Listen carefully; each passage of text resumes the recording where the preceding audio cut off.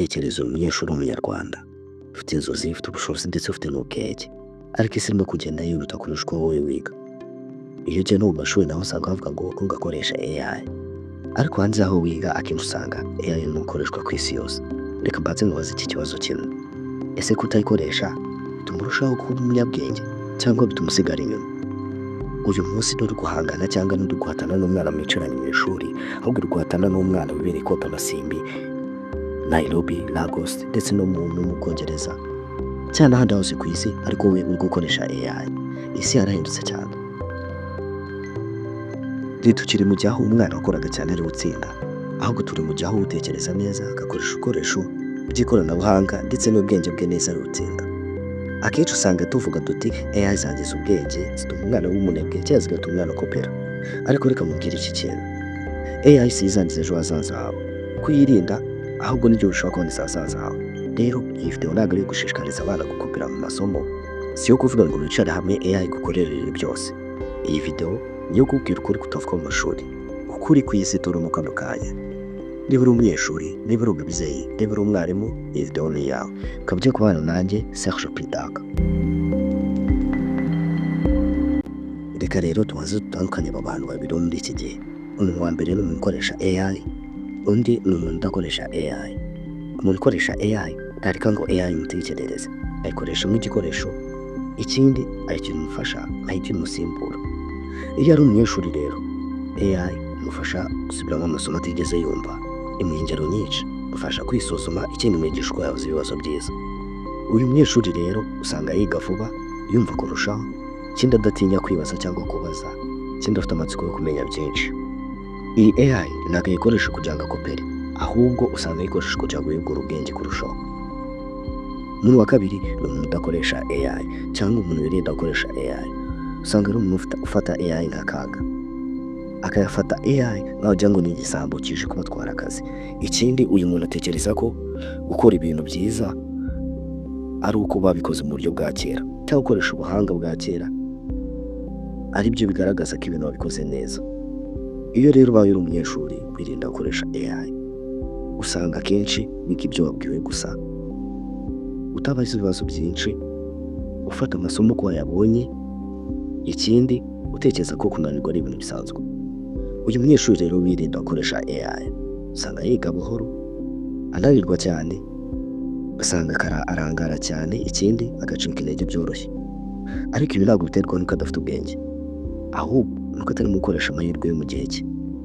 Dore itandukaniro riri hagati y'aba bantu cyane: umuntu ukoresha AI atekereza mu buryo bwa system, yiga uko yatekereza, ikindi aba afite icyerekezo, mu gihe umuntu wirinda gukoresha AI atekereza mu murongo umwe, ndetse ugasanga yibanda mu gufata mu mutwe kandi afite ubwoba bw'ahazaza, yumva ko AI izamutwara akazi. Ariko uko siko kuri. Ukuri ni ntabwo AI izagutwara akazi kawe, ahubwo umuntu ukoresha AI we azagutwara akazi kawe.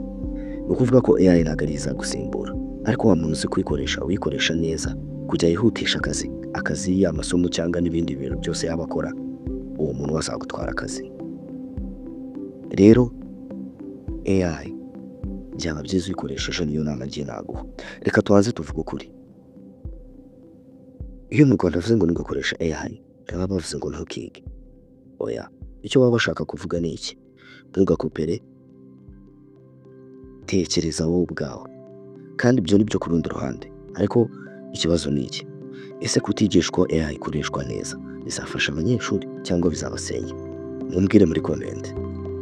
Isi ntizategereza ko politiki ihinduka kugira ngo icyo kibazo kibanze gikemuke. Oya, rero wakibaza ngo ni iki umunyeshuri w'umunyarwanda akeneye? Icya mbere ni ugusobanukirwa neza amasomo ye, kugira umwigisha w'igihe cyose uhoraho, ubwo ni AI navugaga, kugira amahirwe angana n'ay'abandi banyeshuri bari ku isi yose. Ibyo byose AI irabimuha. None se umunyeshuri akwiye gukora iki? Icya mbere, koresha AI nk'umwigisha apana nk'umusimbura.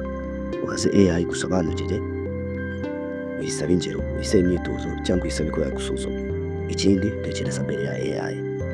AI ntukayikoreshe uvuga ngo ni ikintu cya mbere ugiye gukora. Oya, banza ukore, ukoresha umutwe wawe, nurangiza ubone kubaza AI igusuzumire ikubwire aho wibeshye, umenye neza aho wibeshye ariko utakoresheje AI bwa mbere. Ikindi, buri kintu cyose ari gukora ntugakoreshe AI ngo ukiramite gutyo, oya, waba ukopeye. Gerageza ahubwo bya bintu AI yaguhaye ubifate ubisobanukirwe, nurangiza niba ari nka waka baguhaye uyandike mu magambo yawe. Ibyo ngibyo iyo ubikoze uba wishe amategeko, uba ukopeye kandi uba wiwe. Rero ntugatinye AI, ntukayirinde kandi ntukayigire umusimbura w'akazi wowe wagombaga gukora. Igira umufasha kuko isi izakubaza icyo ushoboye gukora. Ciao ciao. Niba iyi video ikufashije rero kanda subscribe, like, share na comment utubwire kuri cya kibazo nababajije. Ese kutigisha abanyeshuri ko AI ikoreshwa neza bizatuma bimprovinga cyangwa bagira icyo bageraho cyangwa bizabasenya? Mumbwire muri comment.